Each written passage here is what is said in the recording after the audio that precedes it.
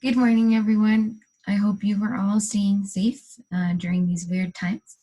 But today, we are going to talk about mastering the interview. So you guys know that I come from the University Career Center, and well, you guys are active on social media, and so are we. So don't forget to follow us on Facebook, Twitter, Instagram, and YouTube with the handle at UTEP Careers.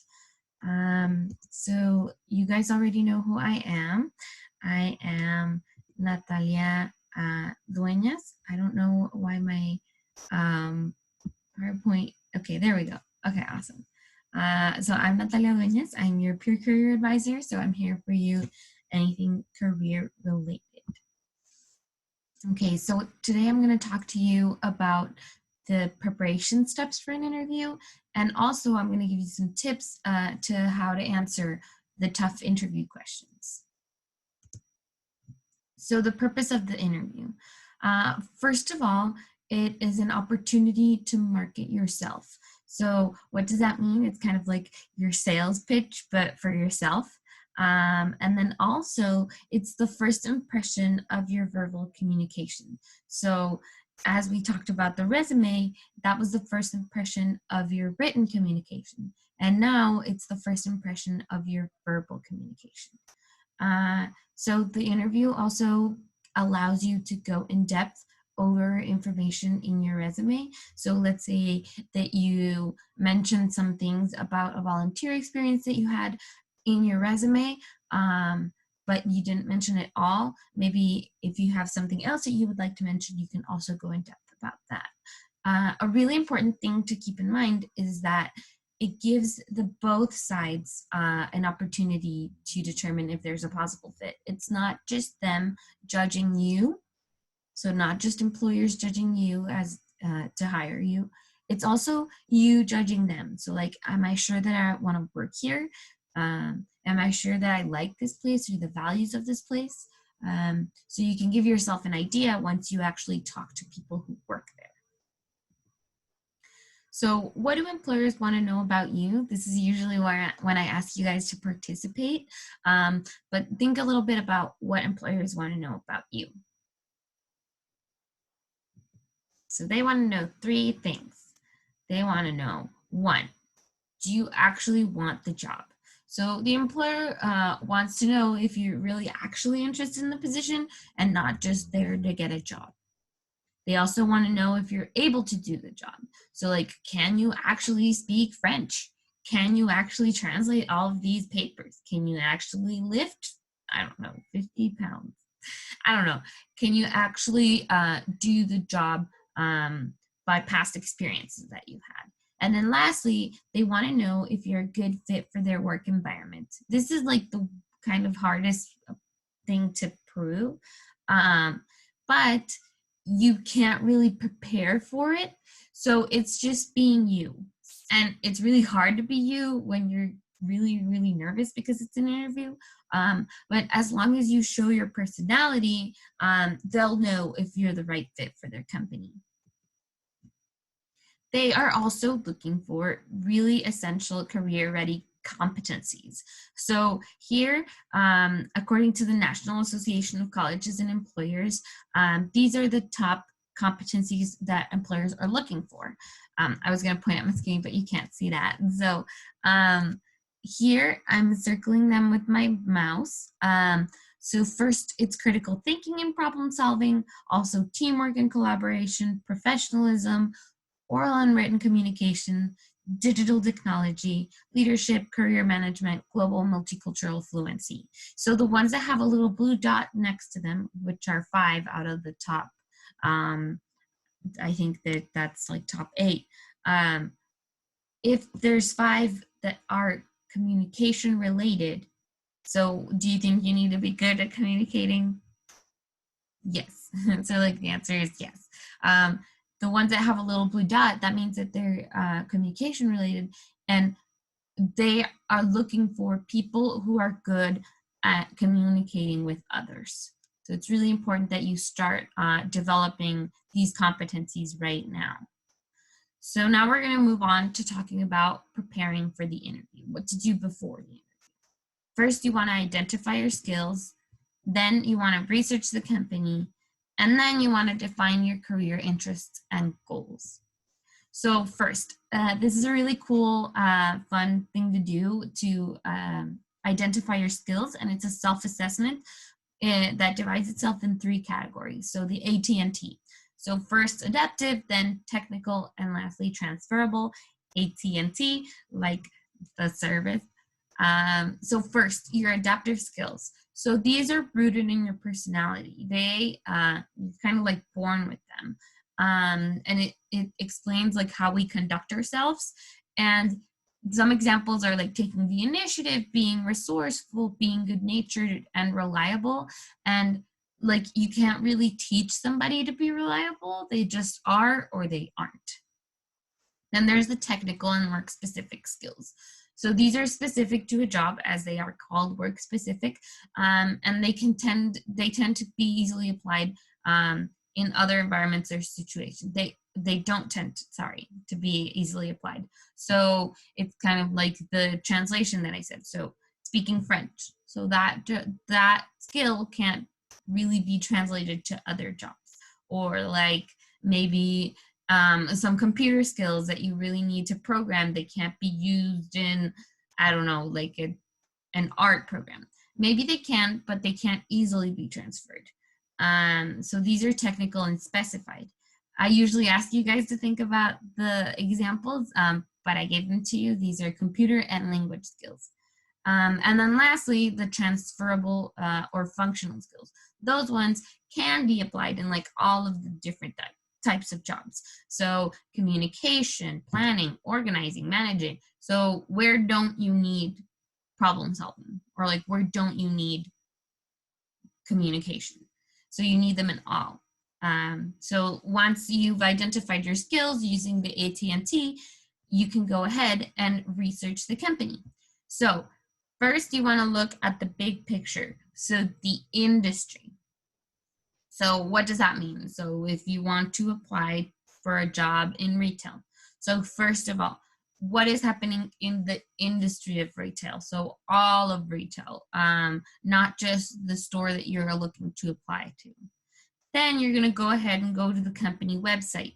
Why? Because this is where you'll find all of the information that you need about the company. So they have everything. They have their mission, their vision, kind of like past experiences. They have everything there.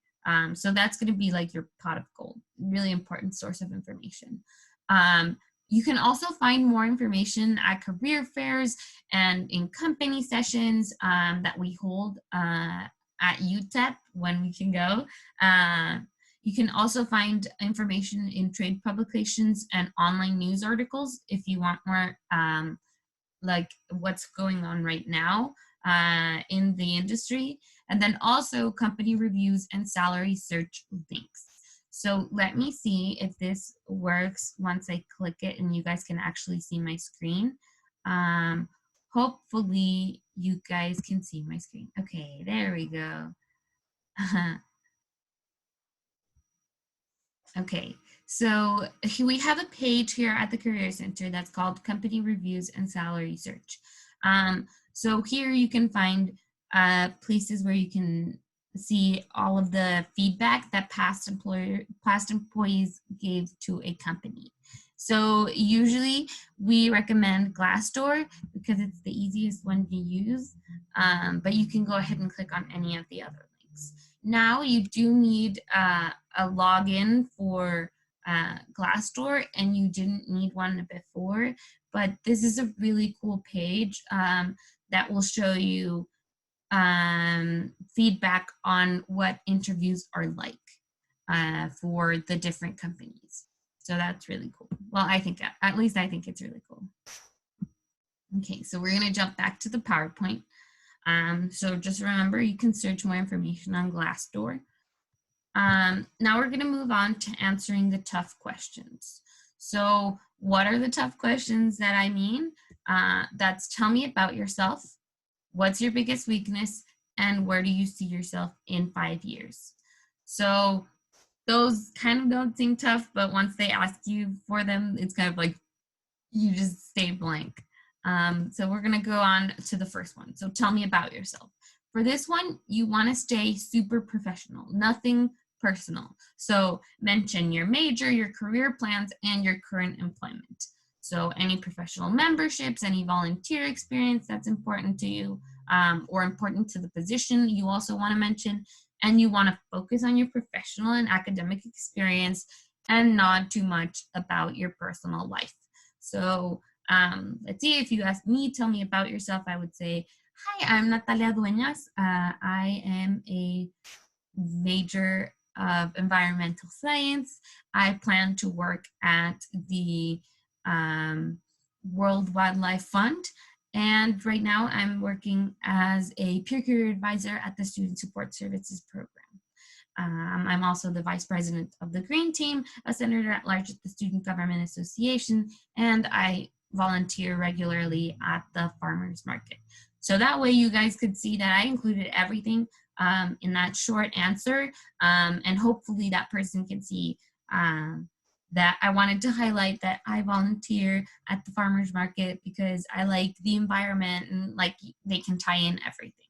So you want to go ahead and practice that. So I'm pursuing my degree in electrical engineering, and I want to work in the aerospace industry. So I have been interning at the local engineering firm. So he also included everything. So now moving on to what is your biggest weakness? So that one's kind of like tough. So to answer that one, you want to mention a specific weakness that you have. So one that's real, that is related to your professional life. So nothing like, oh, I call my ex every Saturday night. No, nothing like that.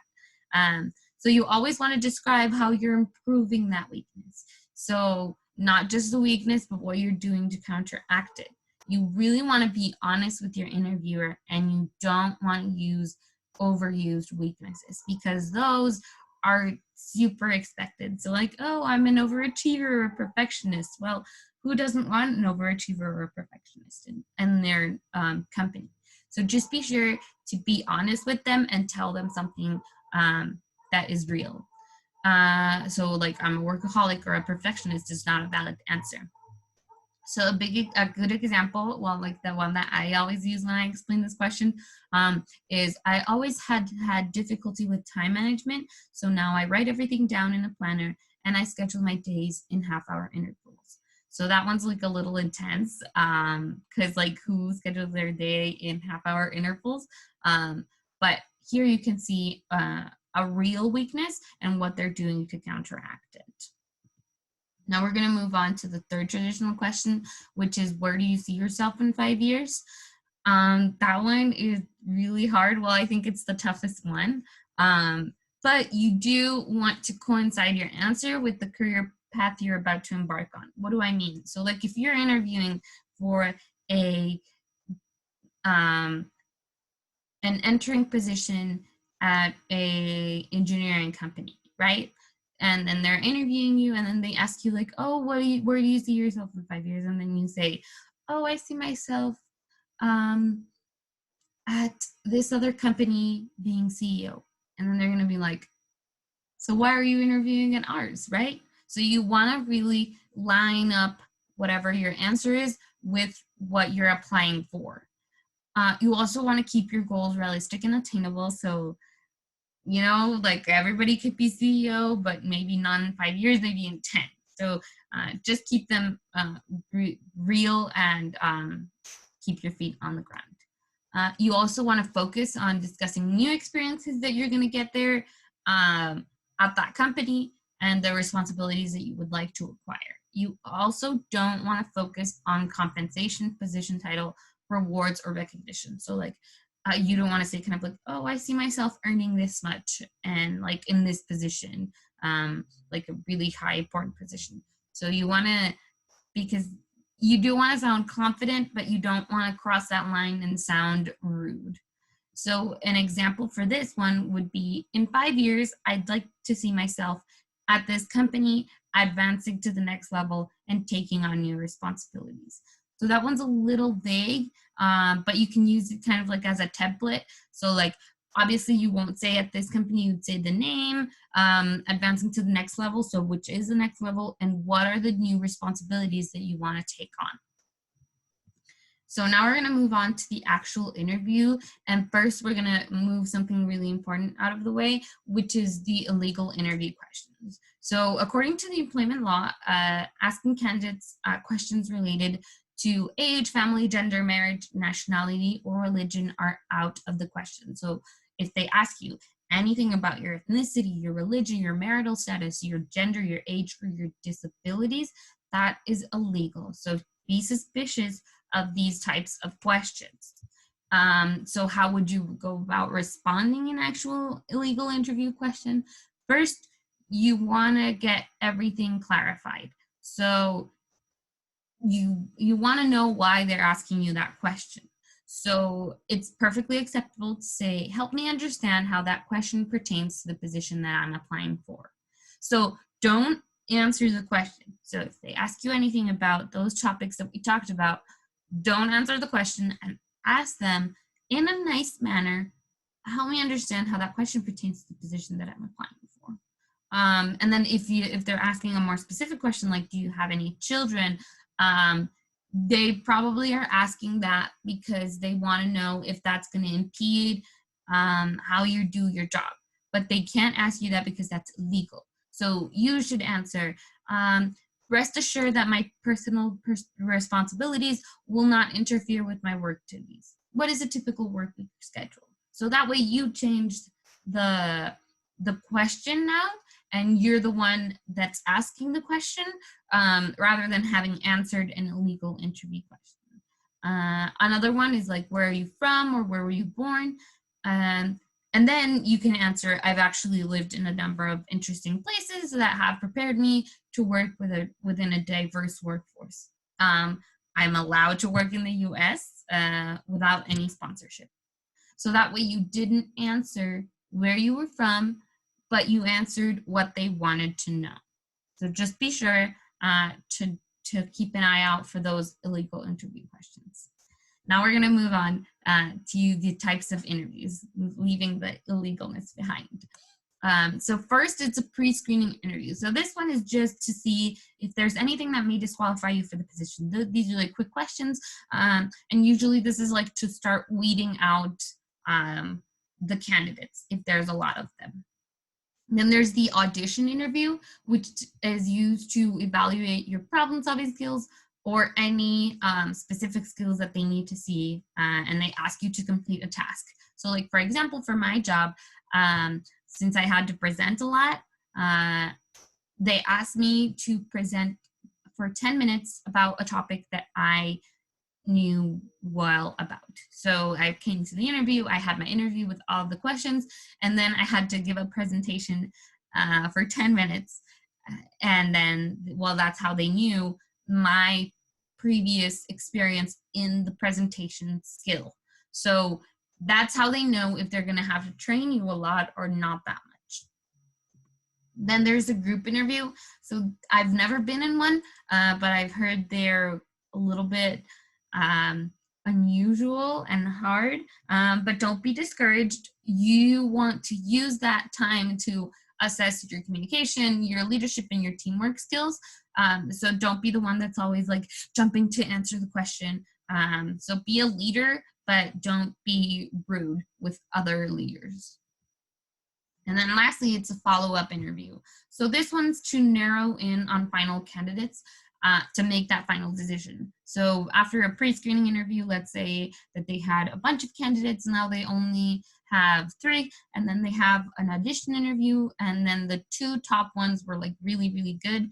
So that one is to know and really decide who's gonna be the best fit. So that one is just after you've had another interview. So now we're going to move on to the types of interview questions. So first, it's a technical question, and that one is to measure your problem solving and analytical skills. So those ones do have kind of like a concrete answer. So like, how can technology be integrated in an elevator system for a 100-story building? So that one, kind of like there is an answer already to that question. Then there is the traditional questions, which is the ones that we talked about, which is of aspects of your basic personality. And then lastly, there's behavioral questions. So those evaluate what you've done in the past to see what you will do in the future. So those ones always start kind of like with, tell me about a time when, or give an example of when you've had to. So those are the types of questions that are behavioral questions. And we are going to be focusing on those questions because usually behavioral based interviews is what is going around right now. So to prepare for a behavioral interview, first you want to get a clue. So you want to read the job posting and see the skills that they're looking for, because usually those are the questions that they're going to be asking you. So if they say that they're looking for communication skills, you want to see where you've used those communication skills, leadership, teamwork, all of that. Then you want to identify the situations where you've used them. So group projects, volunteering, past internships, past employment, even in classes or projects. And then lastly, to tell your story, you want to use the STAR method.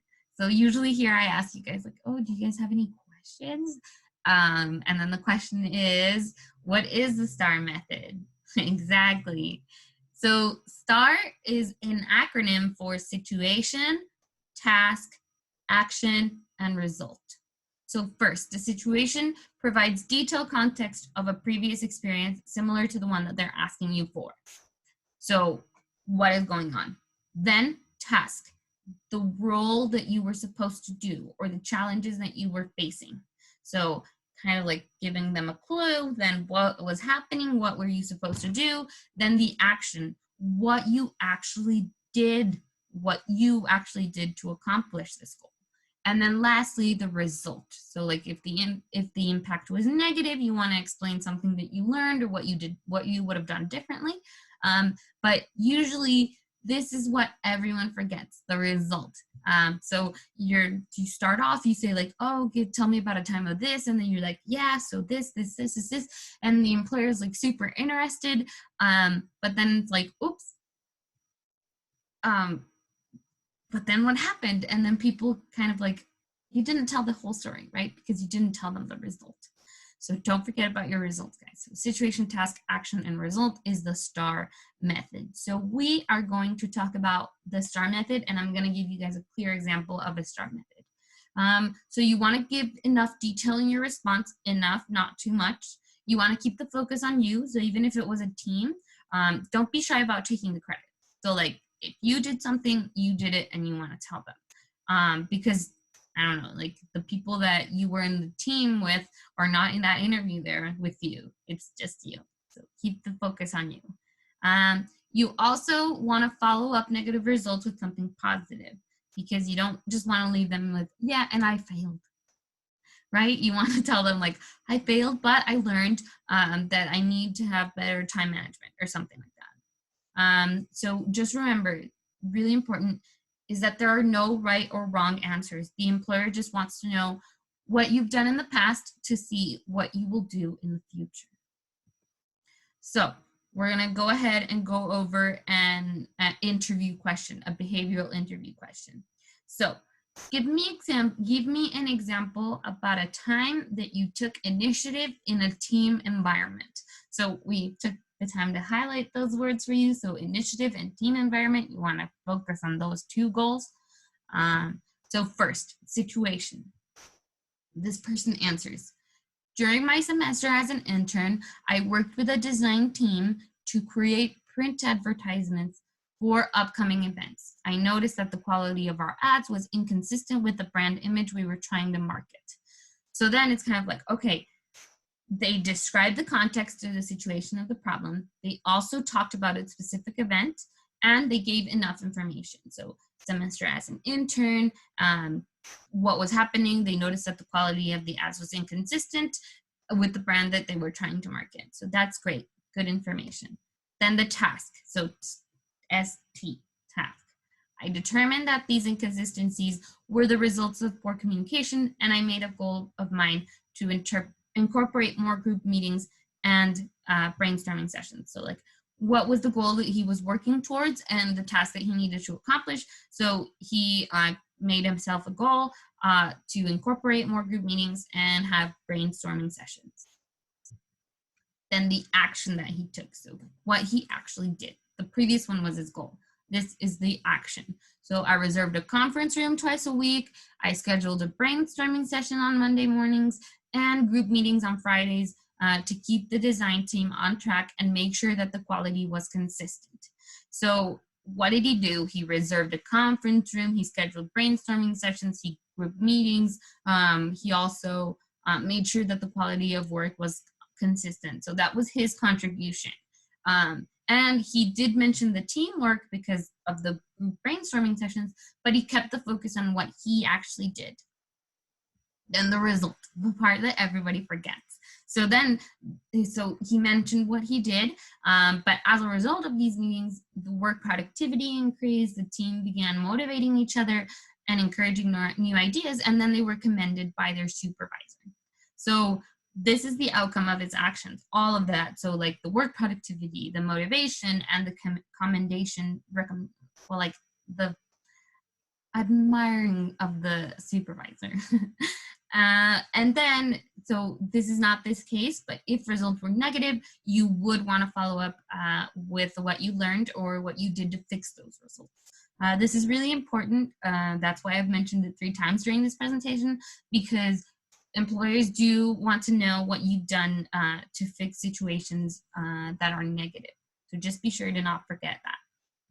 So usually here it would be your turn. You'd have 1 minute to create a S.T.A.R response. And I would give you a handout that I will pass on to Ricardo. But usually you'd have 1 minute to think about it. So I would say, okay, 1 minute, time the minute, and then time's up.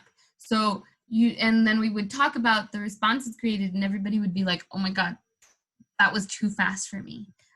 So usually people feel rushed and they don't feel confident in their answer.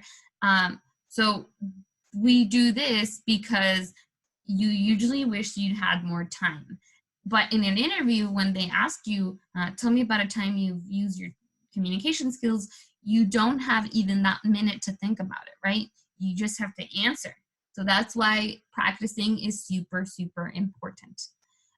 So if you need any additional assistance, let's say like after this presentation, you say, this presentation was great, but I need to start developing, practicing my answers. So you can sign up for a one-on-one mock interview coaching session with a peer career advisor like me. And then we would practice an interview. Or you could also practice a mock panel interview, and that one's like a little bit more serious. And then everybody, like, we dress up and you sit down.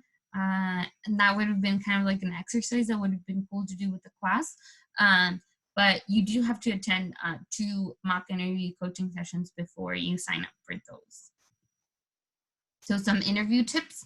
You want to arrive to the interview at least 10 to 15 minutes early, just in case you have to pee or something breaks, or I don't know, you need to like calm yourself down. You don't want to be late, and you don't want to be there rushing like right there. You want to be there at least 10 to 15 minutes early. You also want to take extra copies of your resume and cover letter, because maybe not all of the panelists that are interviewing you will know or will have your cover letter and resume. So take at least 2 copies. And you want to write a thank you note. So no more than 24 hours after the interview, you want to tell them thank you for taking the time to talk to me, and well, like, I'll talk to you soon. So usually candidates are 20% more likely to get hired if they send a thank you note. So you do want that 20% on your side, just by writing a thank you note. And then you also want to overdress for your interview. So maybe you see everybody there sitting in jeans, but they already have the position. You still don't. So you want to overdress for the interview. So what do I mean by that? So you want a neutral colored suit, so black, charcoal gray, or dark blue. So nothing like too extravagant, unless you're applying for like a fashion position. So that's like a completely different story. but keep it simple and basic, just black or blue. You also want minimal jewelry and perfume or cologne, because it can be sometimes overwhelming, right? When somebody has like a really strong perfume on them. And then you don't want them to remember like your perfume or like your huge earrings. You want them to remember your answers and your face. You also want polished dress shoes, so nothing like too scuffy. You also want a nice hairstyle and a clean look. So just comb your hair. It's not that hard.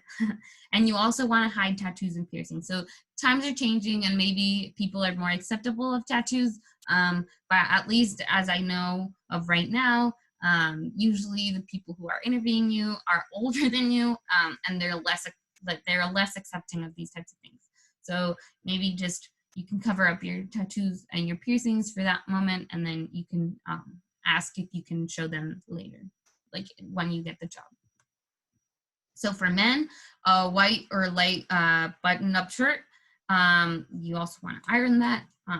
A solid or subtle pattern tie, so nothing too extravagant, and a tailored suit that with a shirt that fits. For women, it can be pants or skirt, not too short, and a blouse that has a subtle pattern, nothing too extravagant, and a closed-toe shoe with heels no higher than 2 inches. So you don't want to come in like falling down with your really high heels. So just keep your mind on that. So if you guys don't have a suit, you can go to the career closet, not right now probably, but whenever we go back, and we have suits and ties and shirts and skirts that you can rent out for free with your minor gold card. So here's when I would ask you all of the recap questions that usually you guys answer so well, but then you're gonna have a discussion about that later in class. But the next steps would be to finish the remaining assignments or exercises that we gave you that I'm gonna pass on to Ricardo, that's optional if you wanna do them.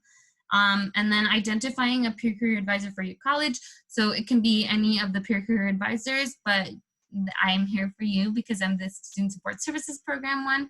And you also want to set up an appointment for a mock interview coaching session. So this is where I ask if you guys have any questions. If you do, you can email me or you can ask Ricardo and he'll pass the message along. So just remember, I'm from the University Career Center. You can email us at pca@utep.edu. And this is our webpage. There's a link. Whenever you have the presentation, you can just go ahead and click it.